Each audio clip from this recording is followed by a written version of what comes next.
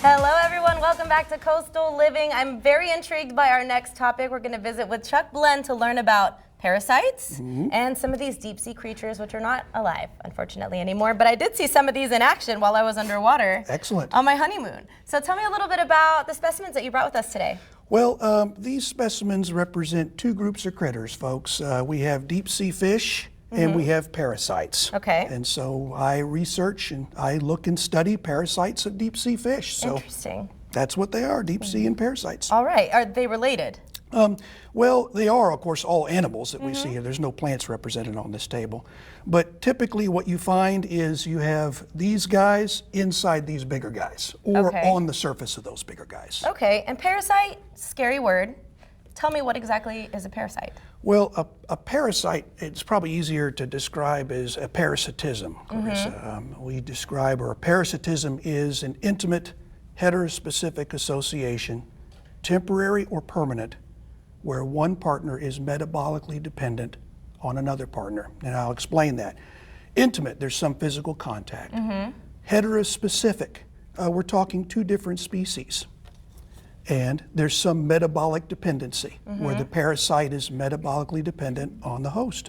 Okay. And so if I were to ask you, is an unborn child in the womb a parasite? It is dependent on its mother to survive. It is dependent. You don't want to call it that once it's alive because it might get its feelings hurt. My parents always called me a parasite. People ask, why do you want to study parasites? Well, when your parents always called you, no, just kidding. But the point is that it is an intimate relationship, but is it heterospecific? Are we talking two different species here? Oh, okay, no. So no. Interesting. A lot of parents might think feel that so their once kids they are come out, parasitic.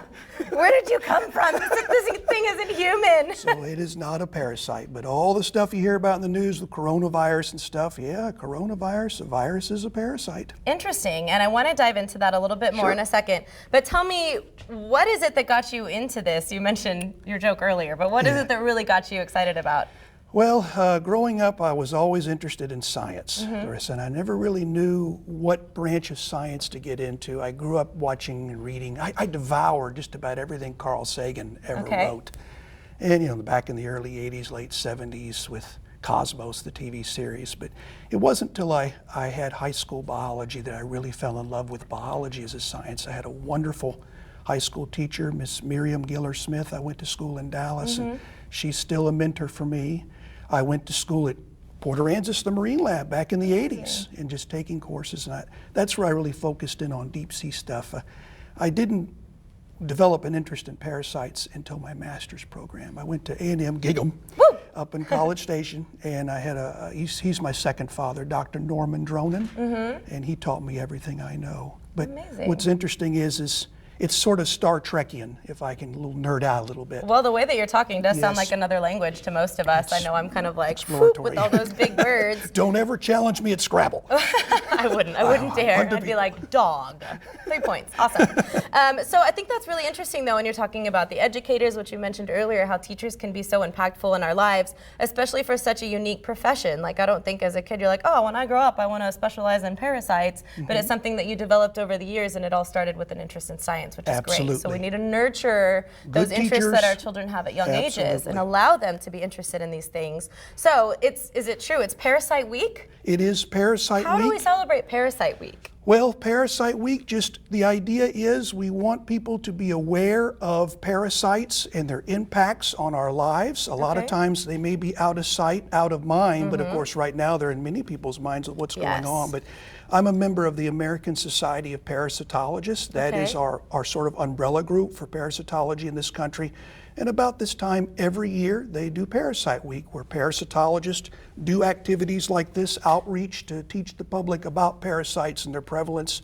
My colleagues all this week are Skyping with kids in classrooms all over the country and teaching them about parasites and parasitism. And probably inspiring some young kiddos to pursue a career in this. I hope so. And as you mentioned earlier, it's important because you said the coronavirus is a parasite. That's all everybody's talking about right now, and especially the flu as well, because that's going around like wildfire. So tell me how that correlates and why it's so important, because we need to understand how unseen but relevant and present parasites are. Well, parasitism is the most common mode of life on Earth.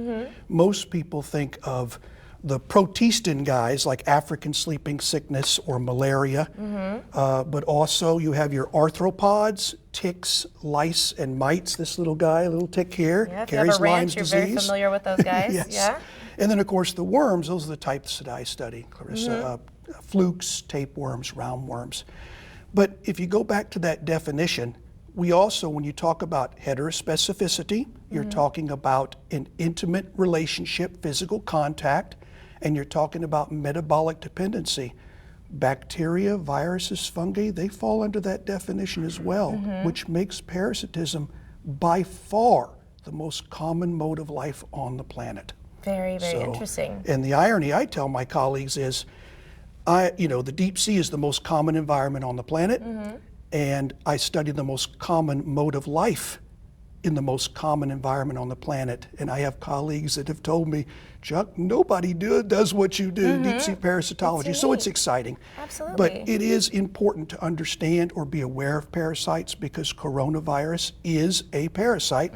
I brought this one forward. This is Ebola. Everybody knows what Ebola is. It's a filovirus. It's thread-like or looped-like, so it's a philo or filovirus as an example. But a coronavirus that's going around right now, that is a parasite, and it's important that we pay attention and follow guidelines. And I always tell people, wash your hands. Soap and water, 20 minutes. All the time. That's the best thing you can do to keep from getting parasites. Absolutely. Number one thing is wash your hands. Yes, big time. And guys, not just when the coronavirus is around, just all the time, please wash your hands after the restroom. Cover your cough, stuff like a couple that. times a day, cover your cough, and shaking hands, things like that. Especially now, you just kind of want to be a little more like, fist bump, friend, yep. Little one of those, little psh, action afterwards, it's fine, same effect.